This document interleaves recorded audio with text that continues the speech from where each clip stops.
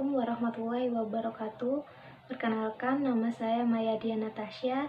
Saya dari kelas Ilmu Hadis 2B. Pada kesempatan kali ini, saya akan sedikit berbagi mengenai salah satu hadis yang diriwayatkan oleh Abu Hurairah radhiyallahu anhu dalam suatu kitab hadis, yaitu Kitab Bulughul Maram atau yang dikenal Bulughul Maram min Adillatil Ahkam, karya Al-Imam Al-Hafidz Ibnu Hajar Al-Asqalani. Sebelumnya, kitab ini merupakan kitab hadis tematik yang memuat hadis-hadis yang dijadikan sumber pengambilan hukum fikih atau istinbat oleh para ahli fikih, yang mana dalam hal ini adalah fikih madhab Syafi'i. Dalam kitab Bulughul Maram memuat 1371 buah hadis. Di setiap akhir hadis yang dimuat dalam Bulughul Maram, Ibnu Hajar Al-Asqalani menyebutkan siapa perawi asalnya. Bulughul Maram memasukkan hadis-hadis yang berasal dari sumber-sumber utama seperti Sahih Muslim, Sahih Bukhari, Sunan Abu Daud, Sunan At-Tirmizi, Sunan An-Nasa'i, dan yang lainnya. Kitab Bulughul Maram ini memiliki keutamaan yang istimewa karena seluruh hadis yang termuat di dalamnya dijadikan fondasi atau landasan fikih dari madhab Syafi'i. Selain menyebutkan asal-muasal hadis yang termuat di dalamnya, penyusun juga memasukkan perbandingan antara beberapa riwayat hadis yang lainnya yang datang dari jalur yang lain. Karena keistimewaannya tersebut, Bulughul Maram hingga kini tetap menjadi kitab rujukan hadis yang dipakai secara luas tanpa mempedulikan madhab fikihnya. Kemudian, metode yang digunakan oleh Ibnu Hajar Al-Asqalani dalam menyusun kitab Bulughul Maram ialah dengan metode tematis atau maudhu'i, di mana hal ini berdasarkan tema-tema fikih yang dimulai dari bab bersuci atau thaharah sampai kepada bab kompilasi atau al-jami'. Ia menyeleksi beberapa hadis dalam kitab Sahih, Sunan, Mu'jam, dan al-jami' yang dengan hukum-hukum fikih.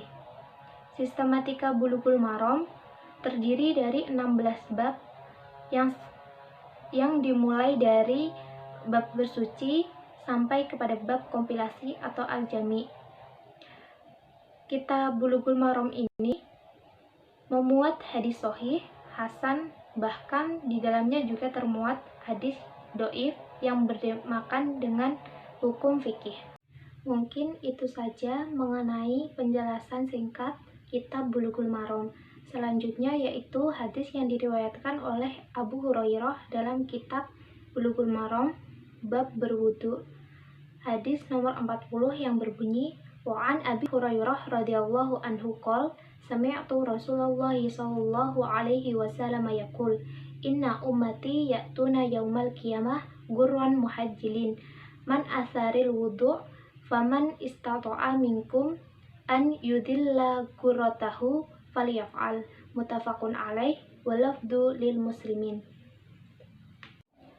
Artinya yaitu, sesungguhnya umatku akan dipanggil pada hari kiamat dalam keadaan wajah, tangan, dan kakinya nampak bercahaya karena adanya bekas air wudhu. Barang siapa di antara kalian yang dapat memperpanjang cahaya tersebut, maka lakukanlah. Muttafaqun alaih. Lafaz ini dari Muslim. Adapun lafaz faman istata'a hingga akhir, yaitu barang siapa di antara kalian dapat memperpanjang cahaya tersebut, maka lakukanlah, merupakan tambahan dari Abu Hurairah sendiri atau sisipan dari perawi hadis. Adapun mengenai keutamaan atau hal-hal yang penting dalam hadis ini adalah yang pertama, hadis ini menunjukkan bahwasanya adanya pahala yang besar dalam berwudu.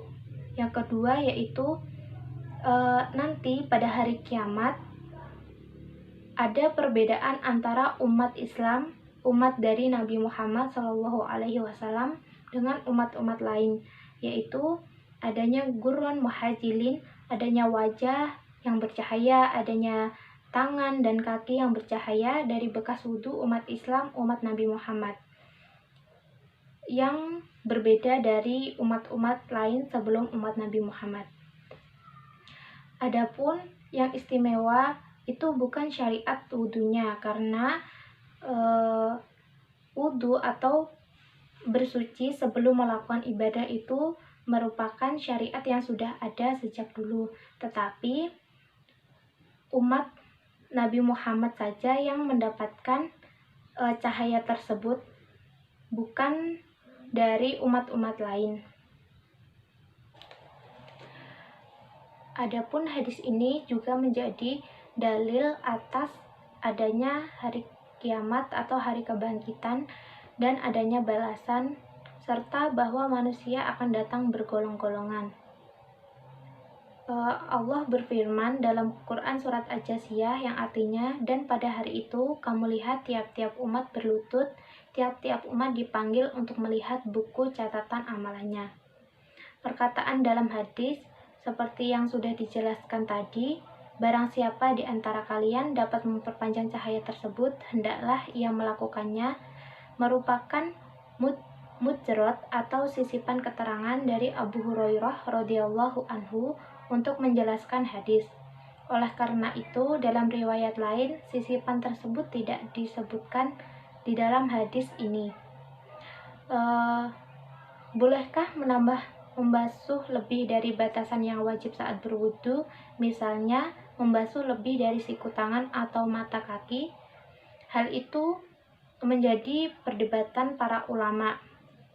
Pendapat pertama adalah ulama yang menyunahkan atau sunnah dalam membasuh anggota wudhu melebihi batas yang diwajibkan. Ini merupakan pendapat Imam Syafi'i, Abu Hanifah, Ahmad, dan para pengikutnya. Bahkan Imam An-Nawawi berkata, para ulama kami sepakat untuk membasuh melebihi batas siku dan mata kaki. Mereka berdalil dengan bagian akhir hadis, siapa di antara kalian yang bisa memperpanjangkan cahaya tersebut, maka hendaklah ia melakukannya. Yang pendapat kedua, yang tidak membolehkan membasuh melebihi batas yang diwajibkan. Ini yaitu pendapat Imam Malik dan salah satu riwayat dari Imam Ahmad, serta pilihan Ibnu Taimiyah dan Ibnu Qayyim. Sebagian ulama seperti Syekh Muhammad bin Ibrahim Ali Asy-Syaikh, Syekh Abdurrahman As-Sa'di, Syekh Abdul Aziz bin Baz, dan yang lainnya juga memilih pendapat ini. Dalil mereka yaitu pada bagian akhir hadis merupakan tambahan dari Abu Hurairah sendiri dan bukan dari Nabi Muhammad SAW, sebagaimana dalam riwayat yang lain dijelaskan oleh beberapa ahli hadis. Yang kedua, perbuatan Nabi SAW, beliau tidak melakukan wudhu melebihi batasan wajibnya. Berarti ketika membasuh lengan hanyalah sampai siku saja, dan ketika membasuh kaki hanyalah sampai mata kaki. Yang tepat adalah tidak menambah lebih dari kadar wajib. Sekian presentasi dari saya atau penjelasan sedikit dari saya. Jika ada kurang lebihnya saya mohon maaf. Billahi taufiq wal hidayah wa ridho wal inayah. Assalamualaikum warahmatullahi wabarakatuh.